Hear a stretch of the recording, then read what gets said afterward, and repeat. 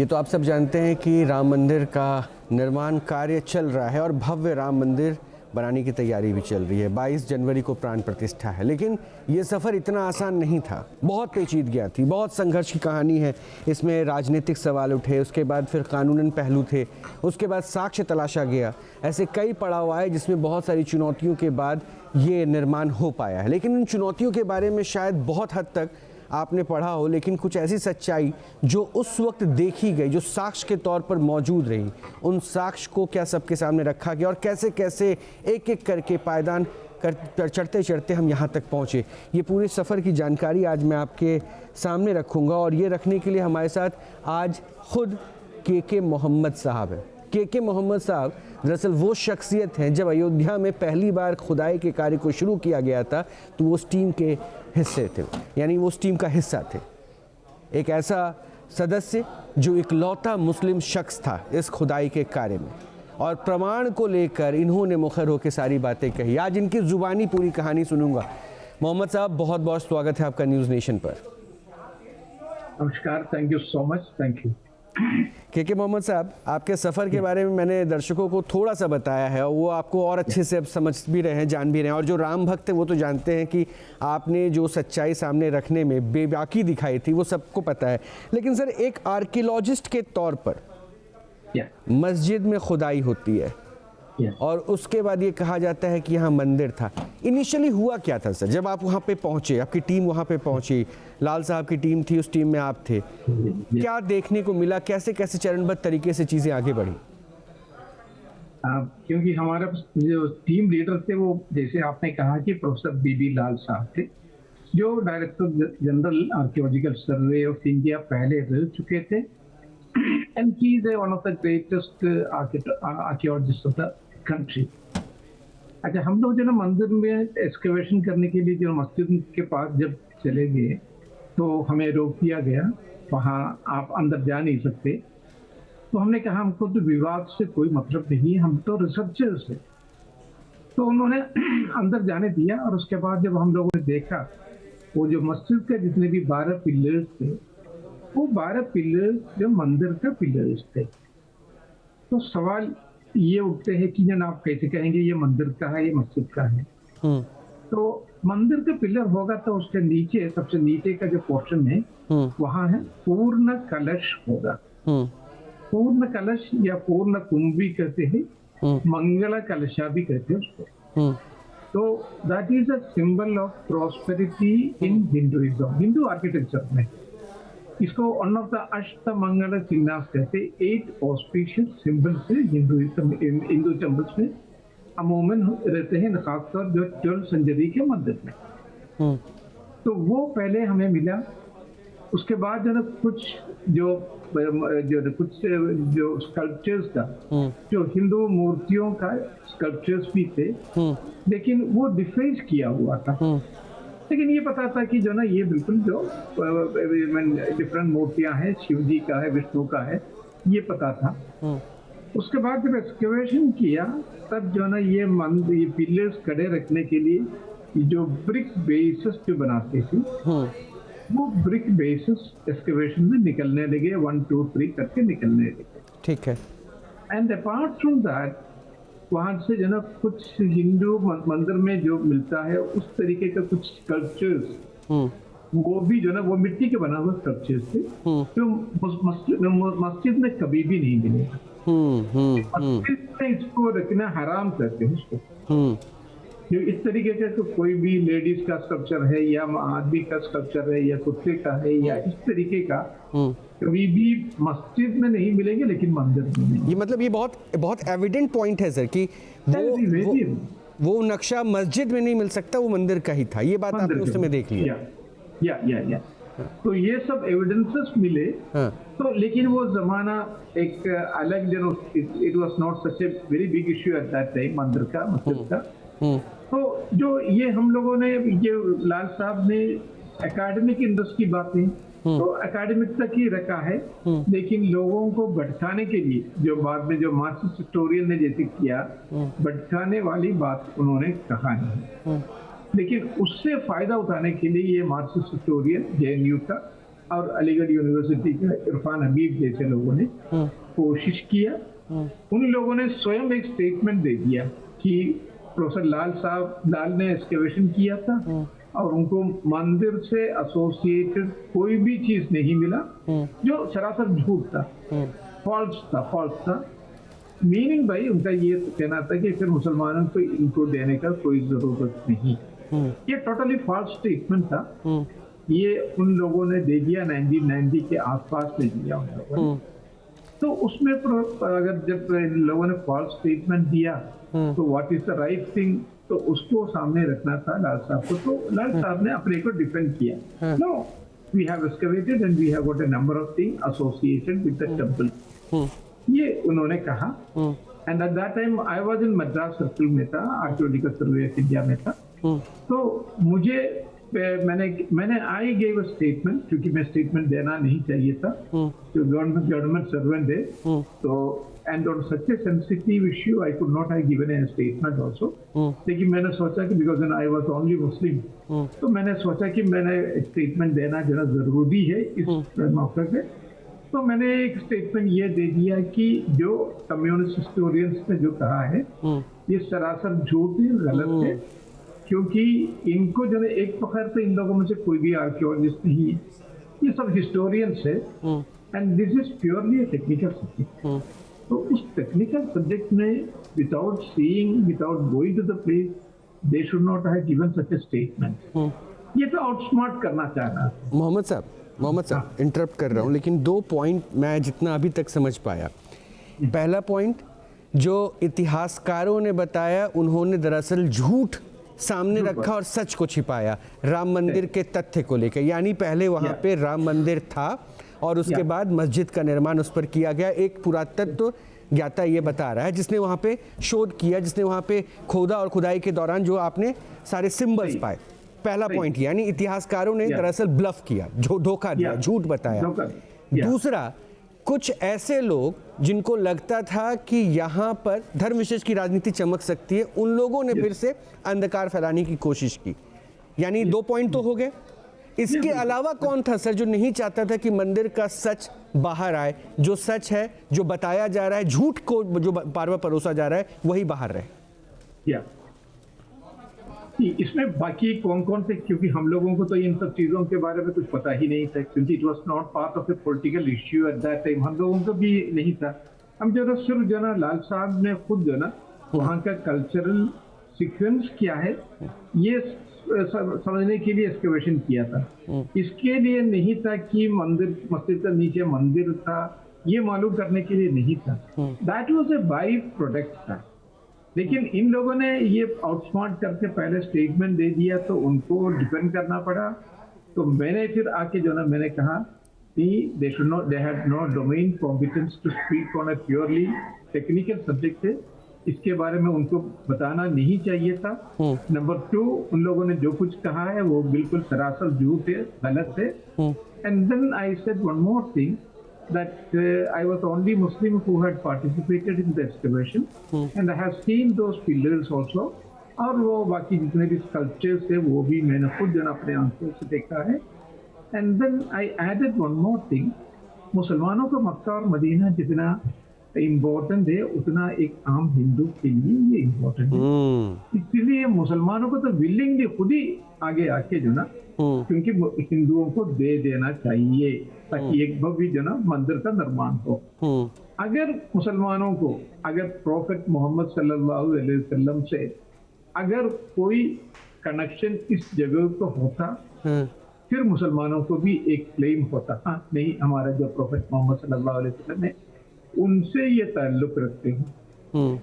या कोई अवलिया किराम जैसे जो ना निजामुद्दीन अवलिया है, या अजमेर शरीफ के जो ना ख्वाजा मोइनुद्दीन चिश्ती है, इन लोगों से या कोई और मुस्लिम अवलिया से ताल्लुक रखा होता, then they would have had a claim. लेकिन मुसलमानों के लिए सिर्फ एक मस्जिद है जो बाबर से एसोसिएटेड है, ये कहीं पर भी वो ले जा सकते हैं। लेकिन एक हिंदू इस जगह को इधर से दूसरी जगह हटा नहीं शिफ्ट कर सकता। ये बहुत बड़ी सच्चाई है, बहुत बड़ी सच्चाई है। मैं समझ सकता हूँ कि सर आपने जो सच बोला सच बोलने के बाद भी कई चुनौतियां रही होंगी। मैं उस चुनौती की बात भी करूंगा, वो दौर क्या रहा था, आज भी आप वो फेस करते होंगे। एक मुस्लिम होने के नाते आपको हो सकता है कि एक धर्म विशेष से बार बार धमकियां भी मिली थी, ये पढ़ा भी हमने कई जगह, लेकिन मैं उस पर अभी नहीं आऊँगा सर। मैं पहला पॉइंट जो आपने भी लगातार बताया ना, इतिहासकार, धोखा, झूठ और बड़ा दिल दिखाना चाहिए था, क्योंकि वहाँ पे पहले से मंदिर था, एक पुरातत्वविद ये कह रहा है। यानी सर ये जो कहा गया कि रातों रात राम जी की मूर्ति वहां अवतरित हो गई, उसको लेके भी स्पेकुलेशन हुआ कि बाहर से किसी ने आके मूर्ति रख दी, जो कुछ भी हुआ, लेकिन सच्चाई ये है कि वो बाबरी मस्जिद नहीं, वो दरअसल मंदिर हुआ करता था, जिसे तोड़ा गया और तोड़कर फिर मस्जिद का निर्माण हुआ।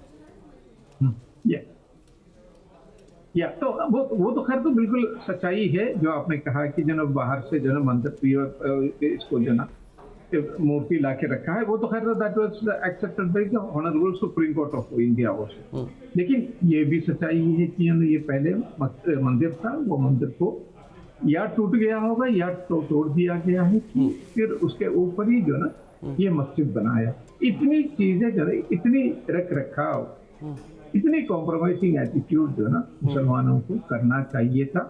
एंड अगर वो कर दिया होता, फिर मुसलमानों के जितने भी जो ना प्रॉब्लम्स है उसको हल करने के लिए जो हिंदू कम्युनिटी खुद आगे आ जाते।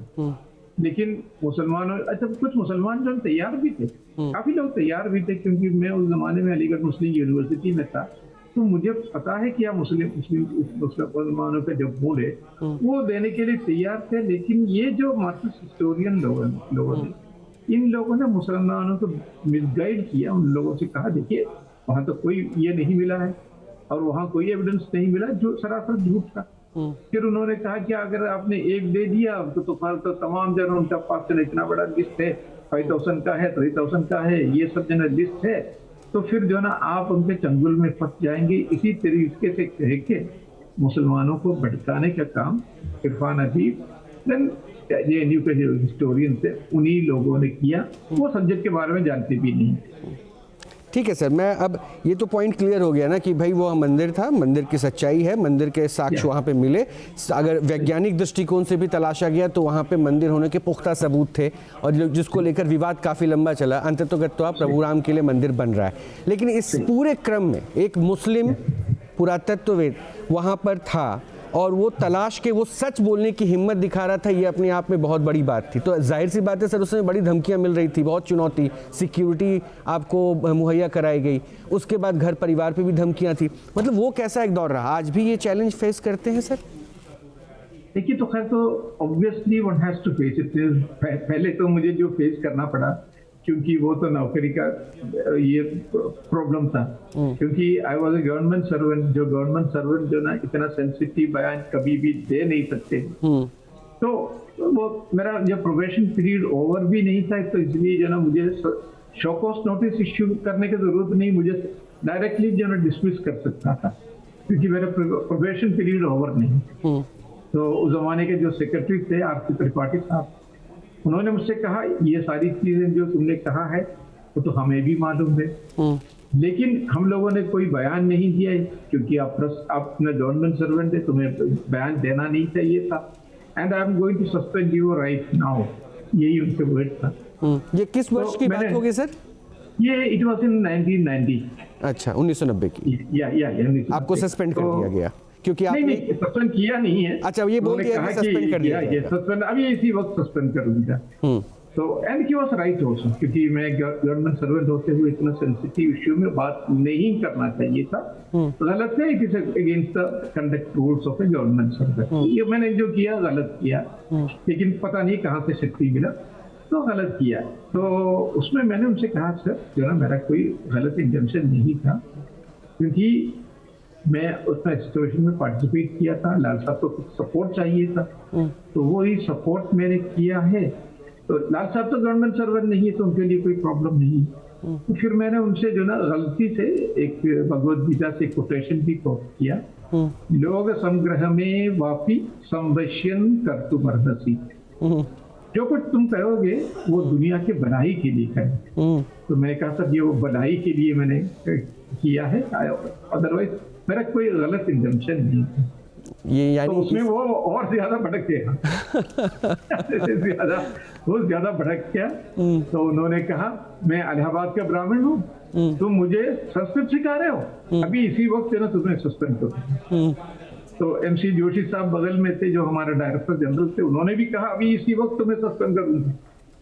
तो मैंने उनसे दूसरा कोटेशन मैंने कहा, स्वधर्मे निधनम श्रेय, मैंने अपना कर्तव्य जो ना मेरा धर्म मैंने किया है, उसके लिए मृत्यु भी स्वीकार है।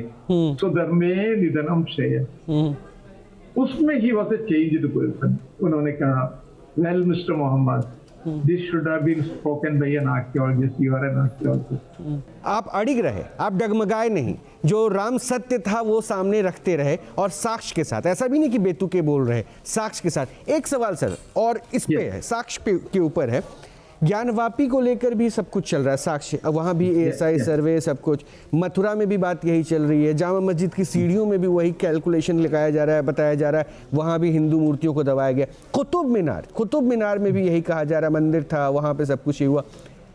जितना आपने शोध किया, क्योंकि कई सारे ऐसे हैं जो आपके शोध के बाद वो सच बाहर आ पाया, तो क्या लगता है कि सर ऐसे ही एविडेंस ज्ञानवापी में दिख रहे हैं? क्या लगता है ऐसे एविडेंस मथुरा में नजर आ रहे हैं? देखिए ये दोनों जगह जो ना हिंदुओं को उतनी ही इम्पोर्टेंट है जितना मुसलमानों को इम्पोर्टेंट है। ये मुसलमान को पहले समझना चाहिए।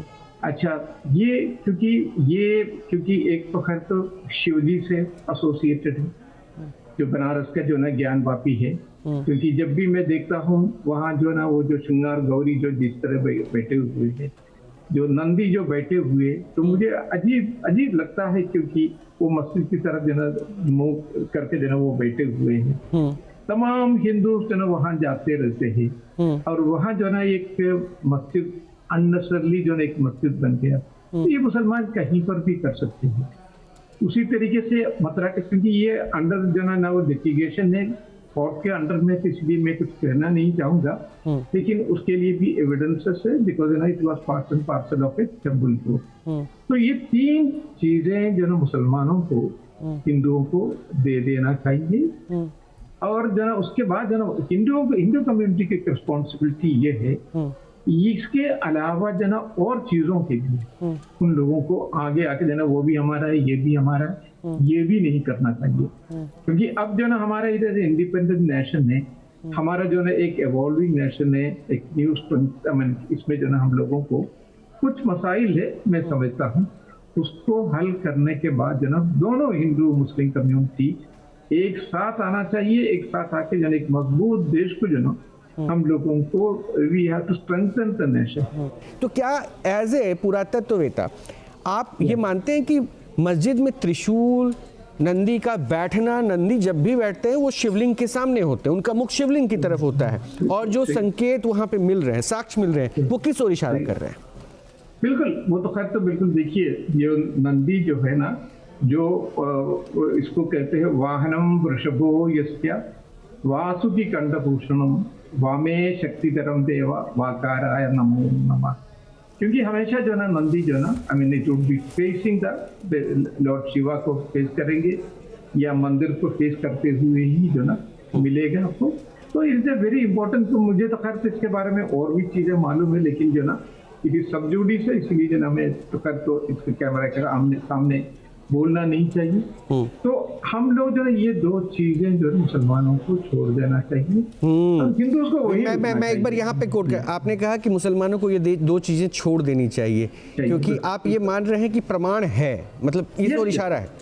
बिल्कुल नहीं, मुझे तो खैर तो प्रमाण और भी है, लेकिन मैं अभी वो इन सब हम मत बोलिए सर, वो ठीक है क्योंकि न्यायपालिका में है। या तो हमें जो ना बिल्कुल देखिए, ये तो ठीक है, गलती हो गया कुछ साल पहले, तो अभी उसको जो ना थोड़ा सा रख रखाव और सुलझाने का काम जो ना मुसलमान को जो ना अगर थोड़ा सा आगे आ जाएंगे तो बहुत मसले जो ना सुलझ जाएंगे। तो उसके लिए मुसलमानों को कोऑपरेट करना चाहिए, हिंदुओं को इससे आगे भी नहीं जाना चाहिए। बिल्कुल। देखिए, आपने बेबाकी से कहा, बतौर मुसलमान आपने वो सच कहा जो लोग सुनना नहीं चाहते, नकार देते हैं, जो राम के अस्तित्व को नकारते हैं, उनके सामने भी आपने जो है वो सच्चाई बेबाकी से कही कि यहाँ मंदिर था, और आज भी उसी बेबाकी से कह रहे हैं। लेकिन एक अपील ये भी है कि कम से कम इनको साथ की ज़रूरत है, और आपकी बात सबके पास पहुँचेगी। आज प्रभु का अगर मंदिर भव्य निर्माण हो रहा है ना सर, तो उसमें आपकी भागीदारी भी बहुत अहम है। नहीं तो हो सकता था कि उस सच को उस वक्त भी दबाने की पूरी कोशिश चलती। बहुत बहुत शुक्रिया सर हमसे जुड़ने के लिए, हमसे बात करने के लिए बहुत बहुत शुक्रिया। के मोहम्मद, ये वो है जब अयोध्या में पहली बार खुदाई हुई ना, जो साक्ष्य दिखे, जिससे ये पता चला कि ये मस्जिद जहाँ पे तैयार की गई, वो मस्जिद पहले मंदिर वहाँ पे हुआ करता था और उसे तोड़कर मस्जिद का निर्माण हुआ। और वो बेबाकी से आकर, चूंकि ये गवर्नमेंट जॉब में थे, इनको ये अधिकार नहीं था कि ये सच सामने रखते या बोलते, लेकिन फिर भी उस वक्त भी उन्होंने सच आके सामने बताया और ये पता चला कि यहाँ पे मंदिर ही था। और आज देखिए मंदिर का निर्माण हो रहा है।